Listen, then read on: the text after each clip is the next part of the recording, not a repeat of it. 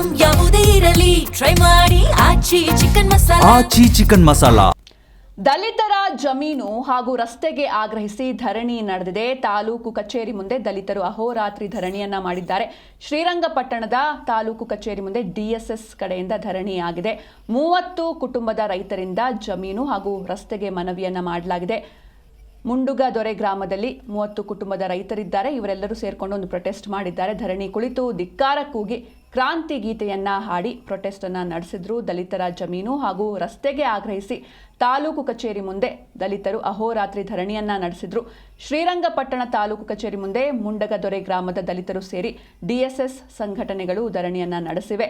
ಮುಂಡುಗದೊರೆ ಗ್ರಾಮದಲ್ಲಿ 30 ಕುಟುಂಬದ ರೈತರು ಜಮೀನಿಗಾಗಿ ರಸ್ತೆಗೆ ಆಗ್ರಹವನ್ನ ಮಾಡಿದ್ದಾರೆ. ಗ್ರಾಮದ ತಮ್ಮ ಜಮೀನು ಹಾಗೂ ಗ್ರಾಮದಲ್ಲಿ ಏನೊಂದು ಸ್ಮಶಾನ ಇದೆ, ಇದಕ್ಕೆ ರೋಡ್ ಮಾಡಿಕೊಡ್ಬೇಕು. ತಮ್ಮ ಜಮೀನಿಗೆ ಹೋಗೋದಕ್ಕೆ ಸರಿಯಾದಂತಹ ರೋಡ್ ಫೆಸಿಲಿಟಿ ಇಲ್ಲ. ಹೀಗಾಗಿ ಗ್ರಾಮದ ತಮ್ಮ ಜಮೀನು ಹಾಗೂ ಸ್ಮಶಾನಕ್ಕೆ ರಸ್ತೆಯನ್ನು ನಿರ್ಮಿಸಿಕೊಡ್ಬೇಕು ಅಂತ ಗ್ರಾಮಸ್ಥರು ಆಗ್ರಹಿಸ್ತಾ ಇದ್ದಾರೆ. ತಾಲೂಕು ಕಚೇರಿ ಮುಂದೆ ಧರಣಿ ಕುಳಿತು ಧಿಕ್ಕಾರವನ್ನ ಕೂಗಿ ಕ್ರಾಂತಿ ಗೀತೆ ಮೂಲಕ ಪ್ರತಿಭಟನೆಯನ್ನ ನಡೆಸಿದ್ರು. ಇನ್ನು ಸ್ಥಳದಲ್ಲೇ ಅಡುಗೆ ಕೂಡ ಮಾಡಿಕೊಂಡು ಊಟ ಮಾಡಿ ಗ್ರಾಮಸ್ಥರು ಅಹೋರಾತ್ರಿ ಧರಣಿಯನ್ನ ನಡೆಸಿದ್ರು.